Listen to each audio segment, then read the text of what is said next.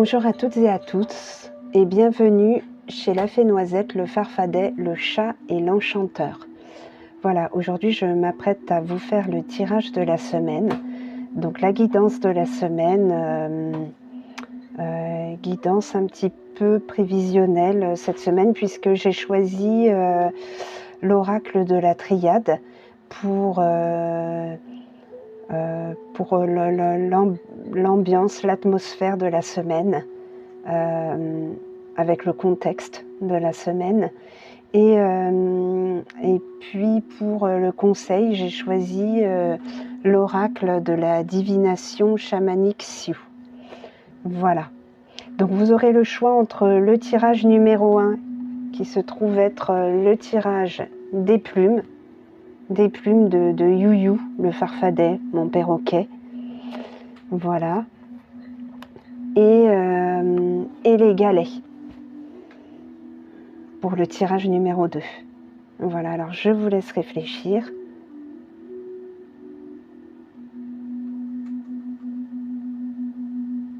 Voilà, alors je vais m'occuper déjà du premier tirage, le tirage numéro 1, le tirage donc des plumes. Alors on va déjà découvrir les deux premières cartes. Alors, la première déjà, pour moi c'est le contexte, on est dans un contexte de mutation. Je ne sais pas si vous voyez bien la carte, c'est le changement. Alors ça peut être une mutation au travail, avec tout ce que ça engendre, peut-être un déménagement,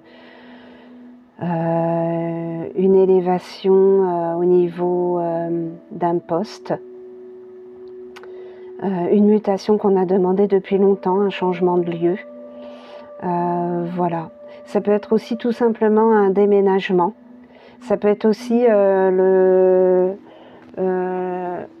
fait, par exemple au travail, de passer d'un échelon à un autre, d'un bureau à un autre, d'un étage à un autre. Voilà, on est vraiment cette semaine dans un contexte de changement. Ça peut être pour les personnes qui ne travaillent pas, un déménagement ou un changement de situation. Voilà. Ça peut être plein de choses, en tout cas des choses nouvelles, des choses qui se transforment. Voilà. Donc ça peut jouer dans tous les domaines, que ce soit le travail, que ce soit pourquoi pas les amours aussi, hein, un déménagement vers quelqu'un ou avec quelqu'un qu'on avait projeté, voilà. On est dans ce contexte-là cette semaine, voilà. Donc on va voir les énergies de cette mutation, le pourquoi peut-être de cette mutation. On va voir la deuxième carte, voilà. Donc je tourne la deuxième carte de l'oracle de la triade. Ah oui, et là on est dans la carte numéro 20, l'erreur. Avec, on le voit au centre, la pomme d'Adam. La pomme en fait de Adam et Ève. Voilà, on est dans l'erreur, on est dans le péché originel. On est, vous voyez, il y a même marqué le mot fin. Donc voilà, la fin de quelque chose. Ouais, la fin de quelque chose, d'où peut-être l'envie de changement. Peut-être quelque chose dans lequel on ne se sentait pas bien avant. Peut-être était une situation où on était peut-être qu'on avait un sentiment d'échec, un sentiment de pas réussir, un sentiment de mal faire, un sentiment de pas bien faire les choses, un sentiment de non-accomplissement. Et du coup, cette carte erreur nous fait dire qu'on n'était peut-être pas à notre place. D'où la mutation, le changement. Voilà. D'où la mutation, le changement en fait. Voilà. On a aussi le nom Caïn, hein, le péché originel en fait. Donc je pense que cette mutation, elle n'est pas venue par hasard. En tout cas, ce changement dans la vie n'est pas venu par hasard. Il y a un sentiment de... Il y a un regret en tout cas. S'il y a l'erreur, c'est qu'on a regretté quelque chose et qu'on a eu envie de redémarrer autre chose, de faire table rase du passé pour démarrer autre chose. J'ai l'impression que cette semaine, on est dans ce sentiment-là. Voilà. Et la mutation, le changement arrive à point nommé. Vraiment. Alors, on va voir le conseil. Le conseil de la divination chamanique Sioux. Alors, attendez, je sais ce que je vais faire. Voilà. On va en mettre 2. Voilà. Et voilà. Alors, le conseil, c'est Ska. Le sud, le blanc, Okaga. Donc, la carte 29, c'est la chouette. Alors, pour moi, déjà, là, la chouette, c'est une grande signification pour moi, puisque c'est celle qui voit dans la nuit. C'est celle qui voit tout dans la nuit, en fait. Et puis, c'est l'animal qui vit la nuit, donc la nuit qui est éclairée par la lune, qui éclaire les choses cachées. La nuit, c'est par rapport au jour, c'est effectivement c'est le changement, c'est la transformation, puisque le jour tout nous éclaire et tout nous est clair, voilà. Et on a l'impression de tout voir, alors qu'en fait, quand la nuit arrive, tout est transformé. Et en fait, la nuit, pour moi, ce que l'on voit, en fait, pour moi, c'est peut-être les choses qu'on ne voit pas la journée, qui sont mises en relief par la luminosité de la lune, qui ne sont peut-être pas mis en relief la journée, puisque la journée, tout est éclairé. Et cette chouette, en fait, avec son œil perçant, elle a le pouvoir de voir tout ça, le pouvoir de déceler la moindre... pour moi, la moindre aiguille dans une botte de foin, je dirais. Enfin, je sais pas, vous voyez à peu près ce que je veux dire. Mais en tout cas, je vais voir ce qu'il en est dans le livre. Voilà. Et par rapport à la mutation et à l'erreur, je pense que la chouette nous éclaire. Elle nous donne un chemin vers ce changement, cette mutation. Donc, on va voir d'après le livre de la divination chamanique. Donc voilà, donc je vais vous lire ce qui est dit de la carte dans le livre. Alors je vais vous lire déjà l'inspiration. Enfin pour moi c'est comme une inspiration, c'est comme si la carte nous parle. Voilà. Donc je suis Okaga, fils de Tat. Donc Taté, je crois que c'est le vent. Envoyé en un lieu où il n'y avait rien.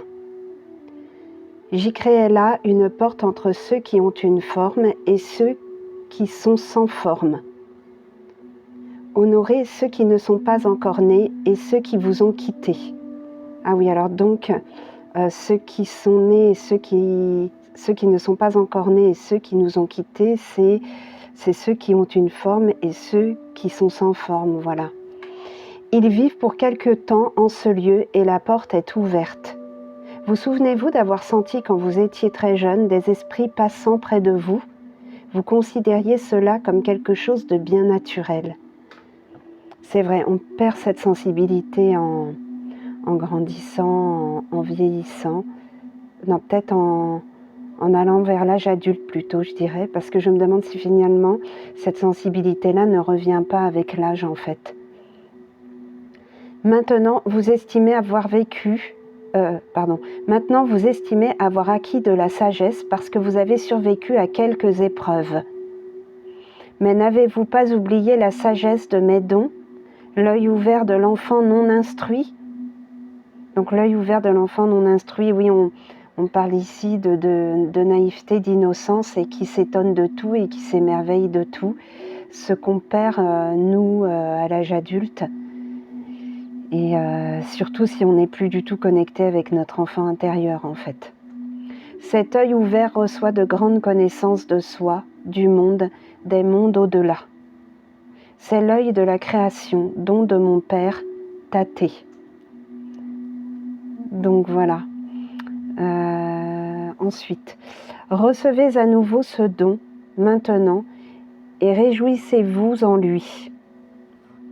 C'est l'énergie qui bénit votre mère Terre de la chaleur d'une vie abondante. Voilà. Donc on nous dit de retrouver ce don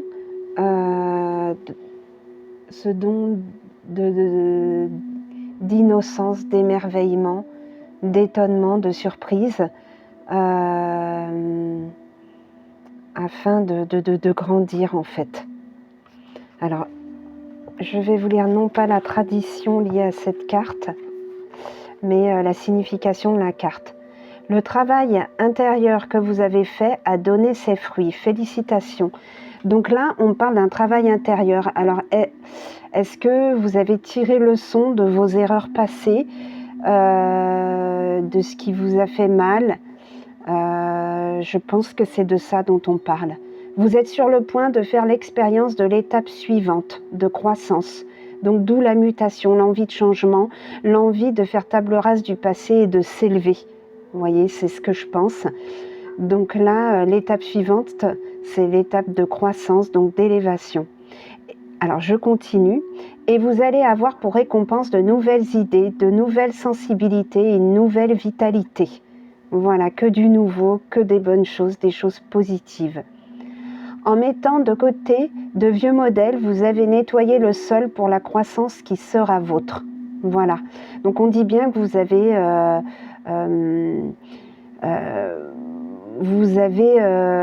fait le nettoyage de tout ce qui s'est passé avant. Vraiment, vous redémarrez sur des bases neuves. En tout cas, c'est l'idée là pour cette semaine. Votre détermination vous a conduit à ce point et vous servira bien dans l'avenir. Donc, finalement, suite à ces erreurs, vous avez eu le courage d'évoluer et de vouloir changer. Et donc, ça vous servira dans l'avenir, en fait. Laissez cette expérience renforcer votre croissance et votre changement futur. Voilà. Alors, la méditation, c'est « J'honore l'esprit du Sud, je m'ouvre au don d'innocence, de croissance nouvelle et de jouvence, donc de santé retrouvée. » Donc voilà, c'est une méditation que vous pouvez vous redire cette semaine plusieurs fois, afin qu'elle vous aide en fait, afin que les esprits vous aident. Voilà. Donc on va passer au deuxième tirage. Voilà, alors nous voilà devant le second tirage, le tirage des galets, pour ceux qui ont choisi les galets, pardon. Voilà, donc on va voir pour le contexte de la semaine. Ah, on a la carte du temps. Voilà, la carte du temps. Alors est-ce que c'est le temps qui passe trop vite? Est-ce que on n'a plus le temps? On ne se laisse pas de temps? Est-ce que, ou au contraire, du coup, c'est laisser le temps s'écouler tout doucement, prendre le temps, se faire un allié du temps et non courir après jusqu'à s'essouffler. Non, peut-être au contraire, prendre le temps. Je pense que c'est plutôt ça, là je le ressens plutôt comme ça. Prenez le temps, arrêtez de courir et prenez le temps. On va voir si la deuxième carte nous confirme que c'est plus ça, plutôt que de se dépêcher. Donc pour la deuxième carte, voilà, nous avons la méditation.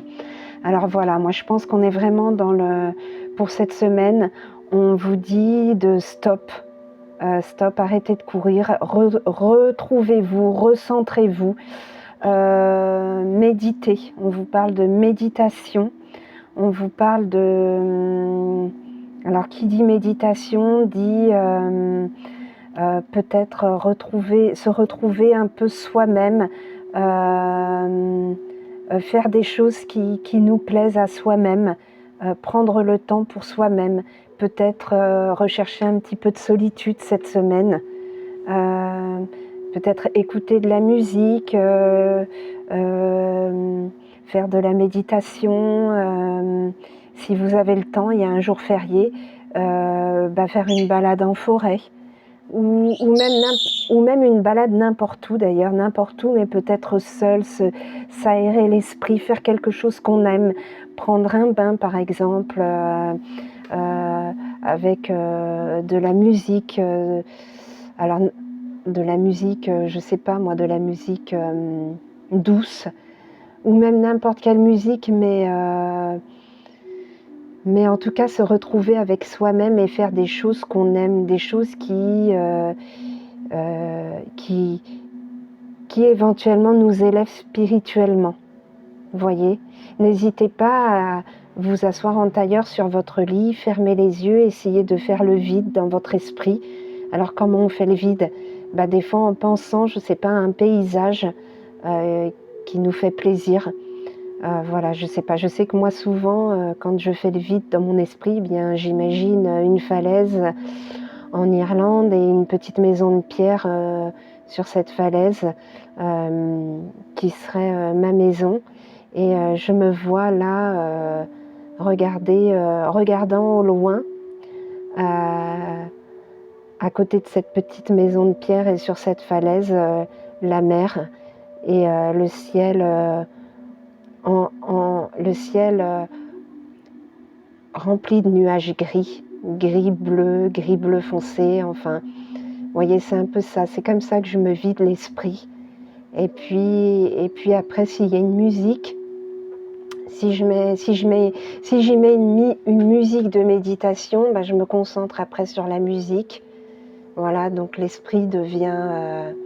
soit il reste sur cette image, soit d'un seul coup, ce sont mes oreilles qui sont connectées et du coup, je n'ai plus rien à voir, juste à entendre, à écouter.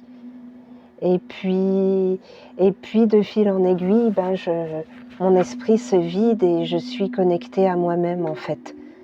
Et voilà, il y a différentes façons de méditer. On peut aussi imaginer chaque partie de son corps, imaginer ses doigts de pied, imaginer son pied, sa jambe, imaginer qu'on a froid à une jambe et puis l'autre. Et puis ainsi de suite jusqu'à la tête. Voilà. Donc voilà, c'est des façons de méditer. En tout cas, cette semaine, on vous demande de lâcher prise et de vous recentrer sur vous-même, vous en avez besoin. Voilà, et de prendre le temps, de ne pas être pressé, de prendre tout simplement le temps. Voilà.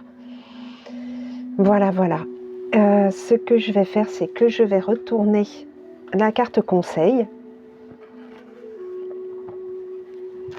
Alors la carte conseil, voilà, c'est le double. Alors en traduction Sioux, Lakota, c'est Nagi. Donc là, effectivement, on voit bien le double. On voit donc un Indien, un Sioux, avec son ombre. Donc l'ombre qui est forcément dans l'ombre et qui est son reflet, mais dans l'ombre. Et lui, de chair et d'os, on le voit tout à fait lumineux, éclairé. Donc le double, là sur cette carte, c'est notre ombre, évidemment. Cette ombre qui nous appartient, qui est cousue, qui est cousue à nos pieds, comme dans Peter Pan. Elle est cousue à nos pieds, cette ombre, et elle nous suit partout. Elle est nôtre, elle est nous-mêmes. Et pourtant, c'est notre double. Alors ce double qui fait que finalement, on n'est qu'un. On est un, en fait. Alors voilà. Alors, du coup, prendre le temps, méditer et ne faire qu'un avec soi-même, accepter sa part d'ombre et la fondre dans sa part de lumière. On est ombre et lumière. Moi, je vois ça comme ça. Alors, je vais tout de suite prendre le livre de la divination chamanique Sioux pour voir ce qui nous en est dit. Parce que cette carte est très parlante d'elle-même, donc c'est le 14.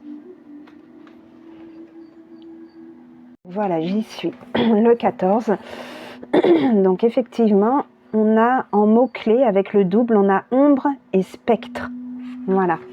Alors, qu'est-ce que nous dit la carte? Parce qu'elle nous parle.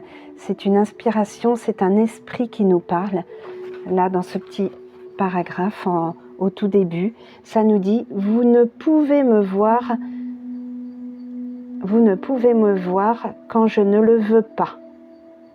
Je passe inaperçu car on ne me reconnaît pas. Je peux me manifester à qui sait voir. » Vous voyez, alors là, il y a de quoi méditer. C'est vraiment, il y a de quoi méditer sur cette phrase. Donc voilà, première méditation. Voilà, alors je ne vais pas vous lire la tradition de la carte, mais je vais vous lire directement sa signification. Tout homme est double et il faut prendre conscience de son ombre, reconnaître son existence. Vous voyez ? On est double, il faut qu'on reconnaisse l'existence de notre ombre. Donc là, j'entends là notre part d'ombre. Vous voyez, des fois ce qu'on peut qualifier de notre côté un peu sombre. Alors le double, c'est soi-même. Vous voyez, le double, c'est soi-même. C'est cette partie oubliée de notre propre soi qui est peut-être la plus importante, la plus déterminante. Vous devez connaître votre visage caché qui est plus vrai que celui qui appartient à la sphère du connu.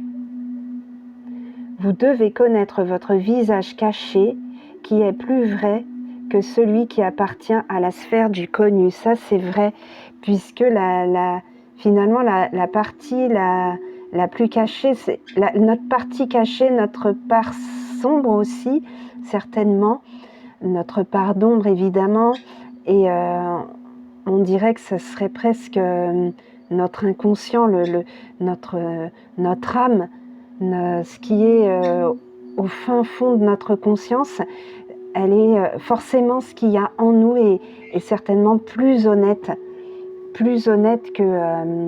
ce que l'on montre. Puisque ce que l'on montre, notre face visible, notre face éclairée, est obligé de s'adapter à chaque situation, finalement.